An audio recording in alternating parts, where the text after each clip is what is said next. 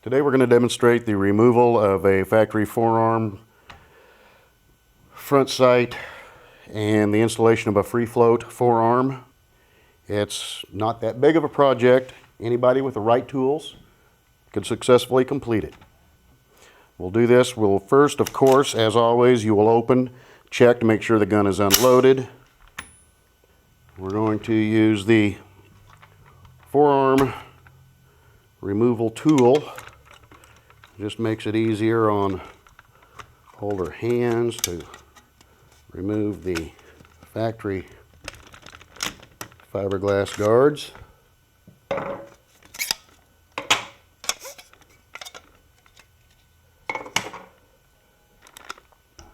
Next thing we're going to do, we're going to take off the factory bird cage flash hider.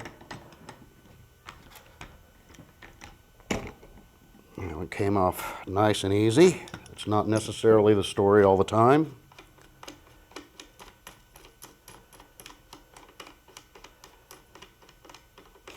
Next, we're going to go ahead and remove the lower receiver. It'll just make it easier to maneuver and get it out of our way. Plus, we'll be able to use the vise blocks with much less difficulty. We're currently removing the bolt and the operating handle. We're going to use the front sight block, Brownells front sight block, to drive the factory pins out. We're going to use a cup tip punch to keep from deforming the ends of these pins to any great degree.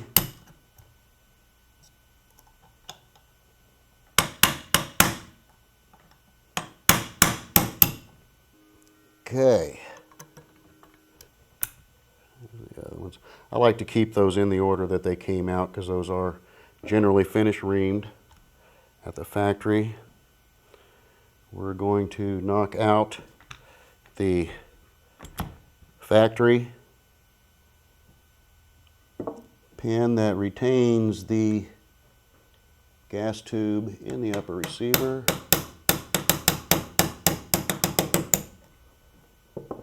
Okay, the gas block front side tower is now ready to come out. You can, depending on how tight, this is fairly loose. Normally, those are on there pretty dadgum tight. You will want to take a block of wood, a nylon mallet, something like that to get it to budge. Once it budges, it'll pop right out. Now remove the gas tube. We'll be reusing that. We're now going to use the Brownells upper receiver vise blocks. They keep from deforming your upper receiver and makes it very convenient to hold it in your vise.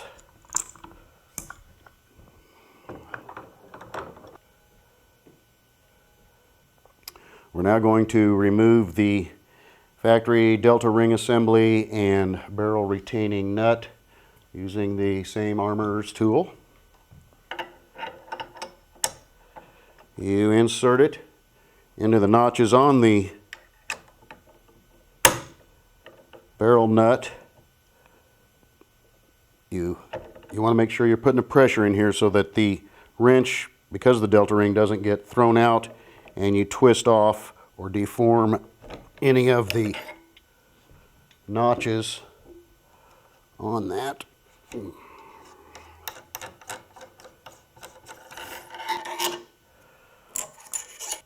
Removing the old forearm retainer and the old barrel nut. Now we're going to install the new free float handguard that came with the 2 barrel nut installed. Remove it, get it good and tight. This is what retains the barrel into the upper receiver. We will use the barrel nut wrench again. It's nice, it's not binding at an angle. You got a good fit there. We will Now, on the gas tube and reassembly of the front sight tower gas block, it's going to be difficult to feed the gas tube in blindly. I'll go ahead, slip on the new free float tube, get it started. Make sure, of course, that you do not have it cross-threaded.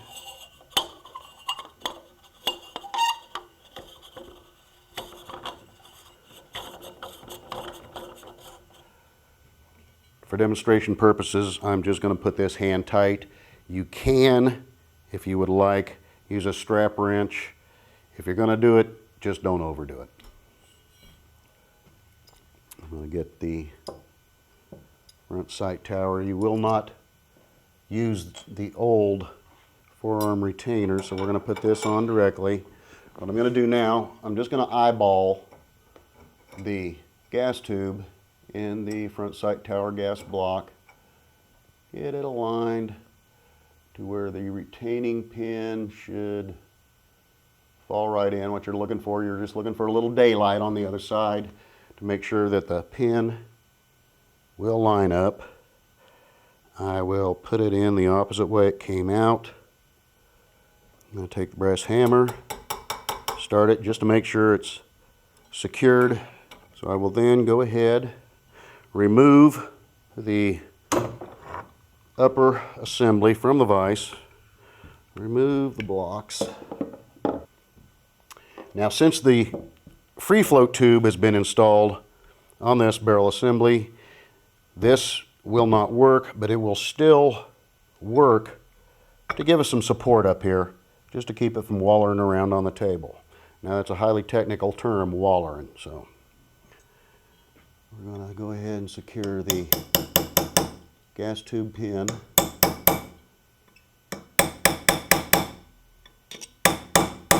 Just want to get it flush, no protrusions. If you want, you can take it down just a little bit under the surface. Those pins, you put them back just the way they came out.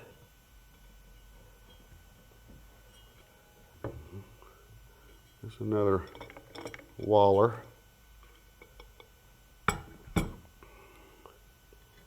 Let's get them started. I'm going to use that just as a support.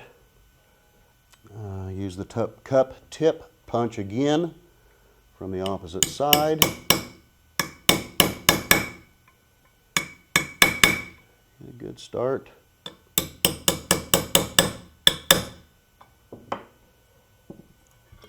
You want to make sure that they look good and flush. And we will reinstall the flash suppressor.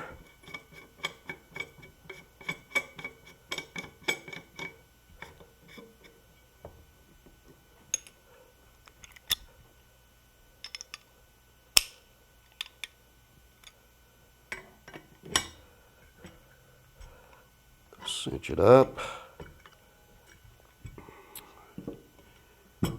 Reinstall the operating handle, bolt.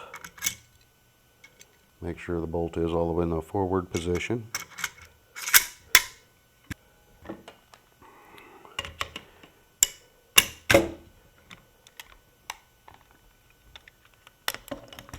Reinstall. Something I like to do, and I'm sorry I omitted it, but let's double check on the carrier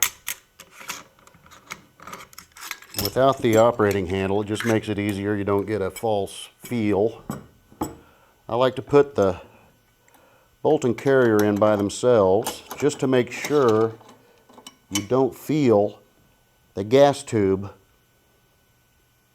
engaging the carrier key, so it's not throwing your bolt off center within the upper receiver. You want it to where there's basically absolutely no drag.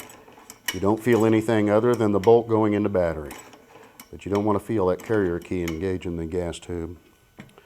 And go back, put the thing back in the correct order.